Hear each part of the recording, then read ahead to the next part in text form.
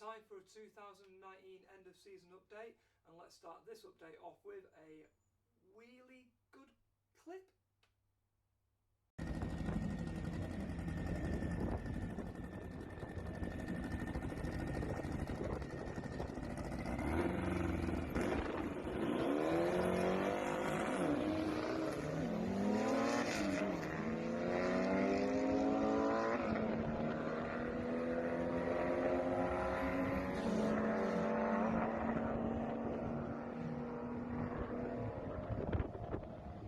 So, where did I get to? My last video was of our Dyno Run, which was part 4 of my build. This is now part 5.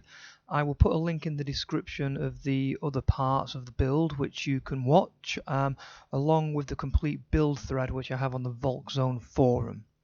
So, my first race meeting after our Dyno Run was Festival of Power, and I was hoping for big things and to get the car easily into the 12s, but it wasn't to be. My first run, I missed second gear. Ever since I'd fitted the Bugtech shifter, I've been having trouble getting the car into second, and this run was no different. I missed second and rolled over the line at a 14.25 at 94.86 miles per hour. Really good top speed, and I did my very best ever 60-foot time of a 1.59, which I was really pleased with. Back in the pits, we did a little bit of tinkering ready for our second run.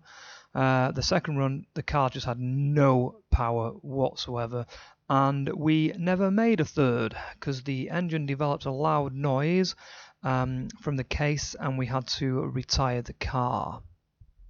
Back home, I took the engine back out again and sent it over to Daz Chandler at DC's hot rod shop for inspection, and it turns out that the engine had had an oiling issue and it had killed the crank.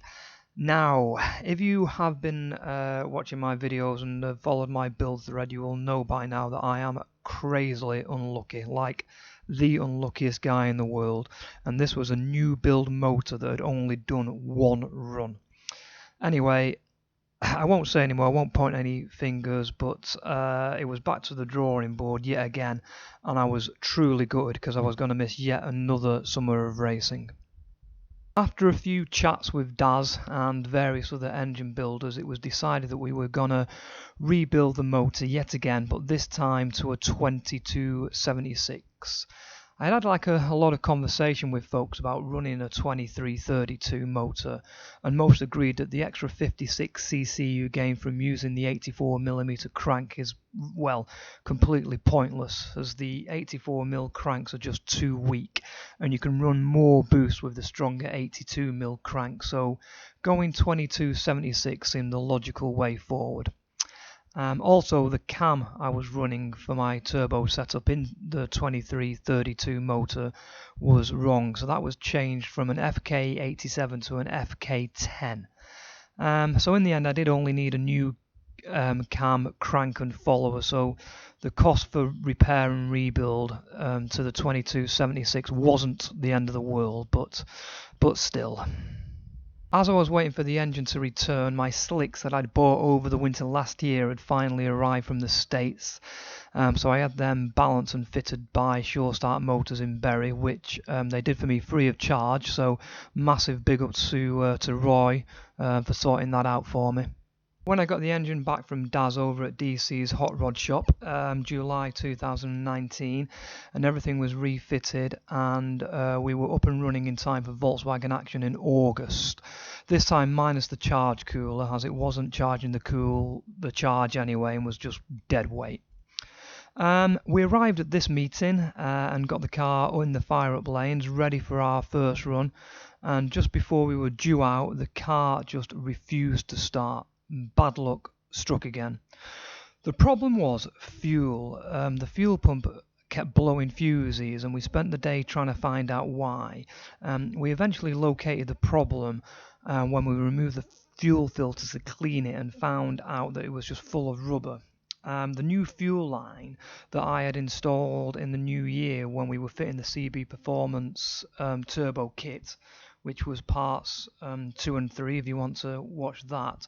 It completely disintegrated.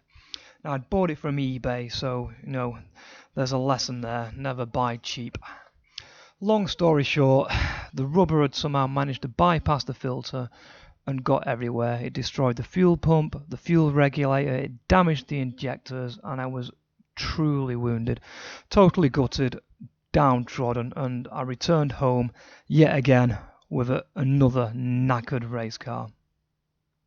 I wasn't going to be defeated by, yet again, back to the garage, and the race was on, trying to get the car up and running for the last meeting of the year, which was the national finals at the end of September.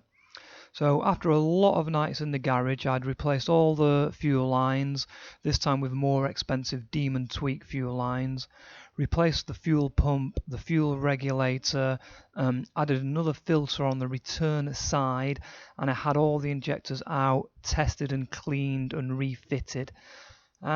It's worth noting that after I installed all the new fuel parts, I had to reset the flood prevention system that's built into the CB Performance ECU, which was something I didn't know the 4th gen system had until I'd spent several nights scratching my head as to why the car wouldn't start. Anyway, we did get everything running just the day before, so we loaded the car back onto the trailer and we were off to the racetrack. I managed 4 runs in total, 3 good, 1 not so good. My first run was complete deja vu as I had missed second gear again. At this point I had truly had it with the Bugtech shifter, so I swapped it out for a Horus shifter that I had. I then did 3 super low 13-second runs along with 3 wheelies, which was pretty awesome. My best run was a 13.1 at 104 mile an hour, so very close to that 12. Bear in mind I was still running the map for the 23.32 at this stage, so I was really pleased with that, and I had beat my new personal best 60 foot at 1.56.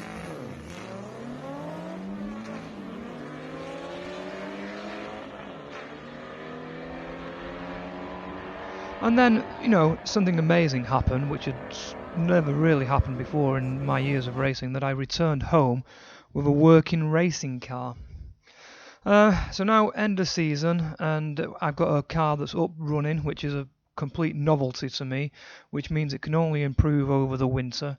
I have a few upgrade plans. My charge cooler setup, as mentioned previously, wasn't working, so we removed it from the car and I'm now going with the water meth. I spoke to a lot of other racers and I've seen firsthand the gains that they've had using water meth, so I picked the kit up. I've installed the tank and the pump in the spare wheel well. I just hope there's not too much weight in the front, because I really like doing wheelies now. The next thing on the list would be get it all set up, remapped for the new 2276 motor and the water meth, so hopefully, fingers crossed, onwards and upwards. So that's my 2019 end of season update. Stay tuned and I'll see you by the racetrack.